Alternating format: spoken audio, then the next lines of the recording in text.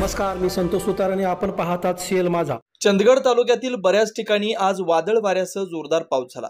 यामध्ये बऱ्याच ठिकाणी बेळगाव वेंगुर्ला मार्गावर बेळेभाट ते चंदगड फाट्याच्या दरम्यान बरीच लहान मोठी झाडं उन्मळून रस्त्यावर पडलेत. यामुळे रस्त्याच्या दोन्ही बाजूला चारचाकी तसेच दुचाकी वाहनांच्या मोठ्या रांगा लागल्याचं दिसून येत आहे. नागनवाडी गावाजवळ असणाऱ्या मोठ्या वळणावर मोठं झाड कोसळलं असून या झाडाखाली चारचाकी कार सापडली. कोणतीही जीवितहानी झाली नसल्याचं प्राथमिक स्वरूपात समजतंय. बेळगाव वेंगुर्ला मार्गावर बऱ्याच वर्षापूर्वीची जीर्ण झालेली व मोठमोठ्या फांद्यांनी पसरलेली झाडं आहेत.